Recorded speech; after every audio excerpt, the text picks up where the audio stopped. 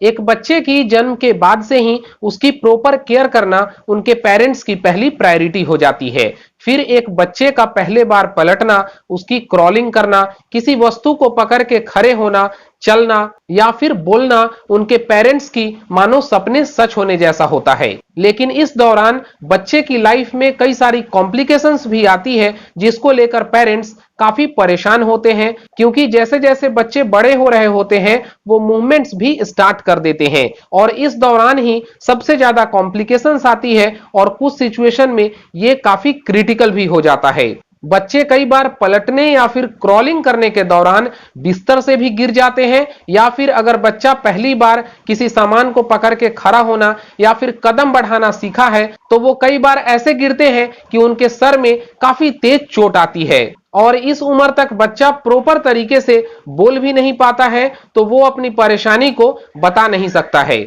और ऐसा सिचुएशन तो हर पेरेंट्स के साथ आती ही है। तो आज की इस वीडियो में मैं आपको बताऊंगा कि अगर आपके साथ भी इस तरीके की सिचुएशन आ जाए तो आप किस तरह से डील कर सकते हैं, किस तरह से बच्चे की चोट को, अगर उनके सर में हेड बम्प्स निकल आए हैं या फिर शरीर के किसी पार्ट में स्वेलन हो गई है या फिर अंदरूनी चोट है, तो कैसे आप उसको पहचान सकते हैं, ओवरकम कर सकते हैं। कौन कौन सी ऐसी होम रेमेडीज है या फिर कुछ मेडिसिन है जो आप बच्चे को दे सकते हैं। तो इस वीडियो में मैं इस टॉपिक पे पूरी डिटेल्स इंफॉर्मेशन आपको देने वाला हूं। तो इस टॉपिक पे पूरी इंफॉर्मेशन पाने के लिए आपसे रिक्वेस्ट है कि आप इस वीडियो को बहुत ही ध्यान से अंत तक जरूर देखें।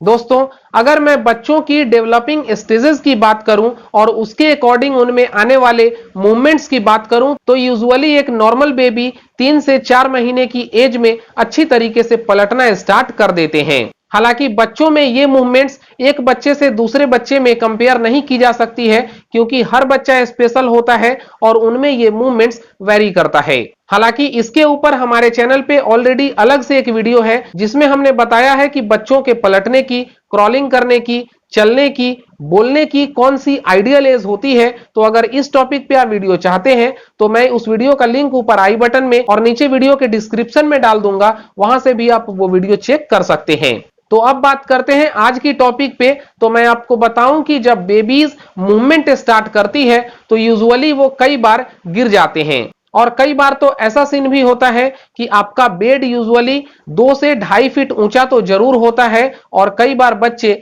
बेड से भी गिर जाते हैं। और कई बार बच्चों की चोट काफी क्रॉनिक होती है, उनमें स्वेलन भी आ जाते हैं, हेड बम्प्स भी आ जाते हैं। तो अगर कभी आपका बेबी बेड से नीचे गिर जाए तो ऐसे सिचुएशन में आप देखेंगे कि आपका बेबी बहुत ही तेज से चिल्लाना स्टार्ट कर देता है। ऐसे सिचुएशन में आप बेबी के सर को अपने हथेली पे रखकर उसको स्लीपिंग की अवस्था में अपने गोद में ले सकते हैं। उसको आप धीरे धीरे मूवमेंट करा सकते हैं, उसको शांत कराने की कोशिश करें। और फिर जब आपका बेबी 15 मिनट या आधे घंटे में शांत हो जाए तो उसके बाद आप उसके पैरों को, हाथों को अच्छी तरीके से दबा कर देखें कि उनमें कोई स्वेलन नहीं आई है, बच्चों को कोई दर्द तो नहीं हो रहा है। और यूजुअली जब बच्चे बेड से गिरते हैं तो ज्यादातर ये देखा गया है कि ऐसे सिचुएशन में उनका सर नीचे की तरफ होता है, क्योंकि एक बच्चे की सर की वॉल्यूम अधिक होती है। तो इसके लिए आपने गांव में सुना होगा कि बच्चे की हंसली चली गई, जिसको कि कॉलर बोन कॉम्प्लिकेशन बोलते हैं। तो इसके लिए आप बच्चों को इस पोजीशन में आप धीरे धीरे दोनों ही तरफ दबा दबा कर देख सकते हैं। तो इस सिचुएशन में आप ये भी देखने की कोशिश करें कि बच्चे के गर्दन में पीछे की पोजीशन में या फिर गले के आसपास कहीं सूजन तो नहीं आई है, या फिर दबाने से बच्चा जोर जोर से चिल्लाना तो स्टार्ट नहीं कर रहा है। और ऐसा करने के बाद भी अगर आपका बच्चा नॉर्मल है तो इसका मतलब होता है कि बच्चों की चोट नॉर्मल थी। लेकिन जब बच्चे की हंसली चली जाती है, यानी कि कॉलर बोन्स में कॉम्प्लिकेशन होती है, तो उसके कुछ सिम्टम्स देखने को मिलते हैं, जैसे कि गले के आसपास आपको सूजन दिख सकता है, बच्चों के गले के आसपास हल्की सी दबाने से बच्चा चिल्लाने लगता है। कई बार अगर बच्चों की किसी भी प्रकार की सूजन नहीं है तो आप उसे ब्रेस्ट फीडिंग कराएं, और अगर बच्चा नॉर्मल तरीके से ब्रेस्ट फीडिंग कर रहा है तो ये बिल्कुल नॉर्मल होता है। लेकिन एक बच्चे की कॉलर बोन में कॉम्प्लिकेशन होने की वजह से कई बार उनको वोमिटिंग स्टार्ट हो जाती है।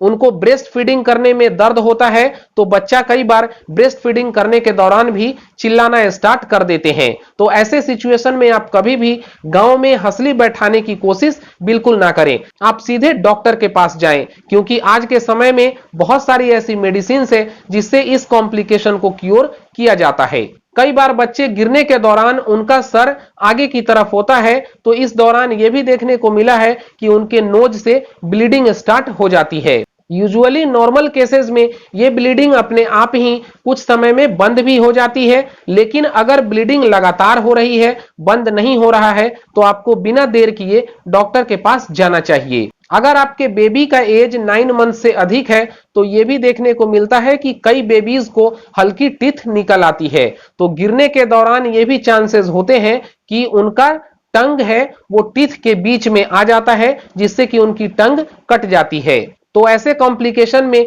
बेबी को तुरंत ही ब्रेस्ट फीडिंग कराना चाहिए, जिससे कि ब्लड क्लॉटिंग होती है, जीभ को ठंडक मिलती है और बच्चे की यूमिन मजबूत होती है, जिससे कि उनके शरीर में किसी भी तरह की इन्फ्लामेशन या फिर जो अंदरूनी चोट होती है वो अपने आप ही ओवरकम हो जाती है। बच्चों के गिरने के बाद एक सिचुएशन और देखने को मिलता है, जैसे कि अगर आपका बच्चा पीछे के बल या फिर आगे के बल गिरा है तो कई बार बच्चे बिल्कुल शांत हो जाते हैं। उनको गिरने के बाद भी काफी तेज चोट आने के बाद भी वो ज्यादा चिल्लाते नहीं हैं। इसका मतलब ये होता है कि बच्चे को काफी तेज अंदरूनी चोट आई है, जिससे कि बेबी इनएक्टिव हो जाते हैं। हालांकि ऐसा काफी रेयर केस में होता है, लेकिन अगर आपके बेबी के साथ भी ऐसा होता है तो आप तुरंत ही बच्चे को हल्की गर्म तेल से अच्छी तरीके से मालिश करें। उनके शरीर को आप गर्माहट देने की कोशिश करें। और कई बार ऐसा देखने को मिलता है कि मस्टर्ड ऑयल में लहसुन को गर्म करके बच्चे की शरीर की अच्छी तरीके से मालिश की जाए, उसके शरीर को गर्माहट दी जाए तो बच्चा धीरे धीरे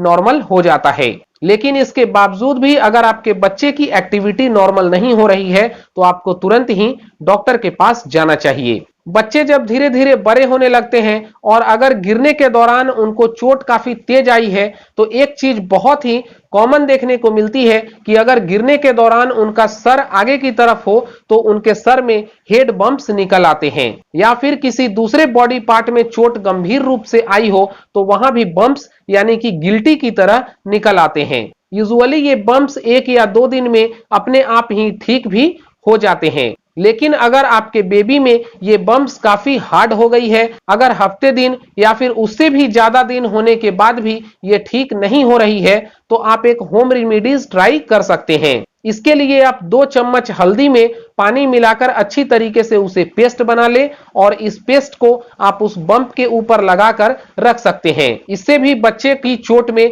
राहत मिलती है और ये गिल्टी या गांठ की तरह जो बन जाते हैं वो अपने आप ही धीरे धीरे डिसॉल्व हो जाती है। कई बार जब बच्चे गिरते हैं तो उनके शरीर के किसी हिस्से में स्वेलन हो जाता है या फिर कई बार उनको अंदरूनी चोट भी आती है, जिससे कि उनका मसल, टिश्यू या फिर किसी नस के दबने की शिकायत भी होती है। तो ऐसे सिचुएशन में अगर मैं मेडिसिन की बात करूं तो एक होम्योपैथिक मेडिसिन है, वो है अर्निका, जिसे आप 30 पोटेंसी में ले सकते हैं और बच्चे को 1 बूंद आप सीधे टंग पे डालकर उसे पिला सकते हैं। लेकिन अगर कोई बेबी बहुत ही छोटा है जो डायरेक्ट रूप से मेडिसिन को टंग पे स्वेलो नहीं कर सकता है तो उसे ½ टीस्पून पानी में 1 बूंद अर्निका मिलाकर दिया जा सकता है। इस मेडिसिन से उसके शरीर में किसी भी तरह की अगर दर्द हो, स्वेलन हो, इन्फ्लामेशन हो तो वो क्योर हो जाता है। इसके अलावा एक और होम्योपैथिक की मेडिसिन होती है, वो होता है सिम्फाइटम, जिससे कि शरीर में अगर कहीं मोच आई हो, माइनर फ्रैक्चर हो, स्वेलन हो, काफी तेज दर्द हो रही हो तो इससे भी बच्चों की काफी राहत मिलती है। इसके अलावा और भी कई मेडिसिन आते हैं, लेकिन मैं बेटर रिजल्ट के लिए आपको ये बताना चाहूंगा कि कोई भी मेडिसिन एक बेबी को देने से पहले एक बार आप अपने डॉक्टर की सलाह जरूर लें, क्योंकि हर बेबी दूसरे बेबी से अलग होता है और उसमें सिचुएशन भी अलग होती है। इसके अलावा आपका बेबी कभी ना गिरे इसके लिए आप कुछ प्रोटेक्टिव मेजर्स भी कर सकते हैं। इसके लिए कई सारी इक्विपमेंट्स आती है जिसकी मदद से आप बेबीज में चोट आने से या फिर किसी दूसरी हेल्थ कॉम्प्लिकेशन से बचा सकते हैं। इसके लिए बेड गार्ड आती है, उसका भी आप इस्तेमाल कर सकते हैं और इसके इस्तेमाल से आपका बेबीज अपने आप ही बेड से बाहर कभी नहीं गिरेगा। इसके अलावा अगर आपका बेबी घुटनों के बल चलने के दौरान, किसी वस्तु को पकड़ के खड़ा होने के दौरान या फिर मूवमेंट कर रहा हो, इस दौरान अगर गिरता हो तो इसके लिए बेबीज की मोल्डेड हेलमेट्स भी आती है जिसे आप अपने बच्चों को पहना सकते हैं। ये काफी लाइट वेट होती है जो बेबीज के हेड को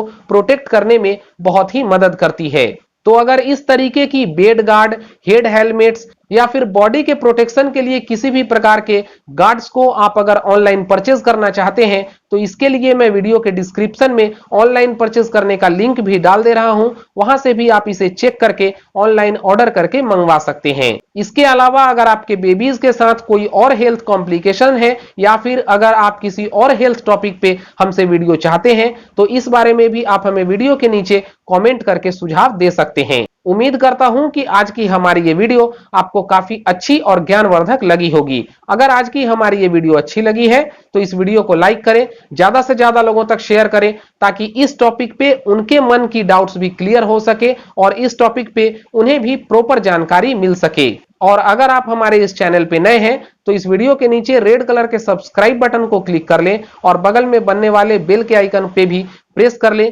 ताकि इसी प्रकार से हेल्थ से रिलेटेड और ज्ञानवर्धक मेरे चैनल पे आने वाली हर वीडियो का नोटिफिकेशन आपको मिलती रहे।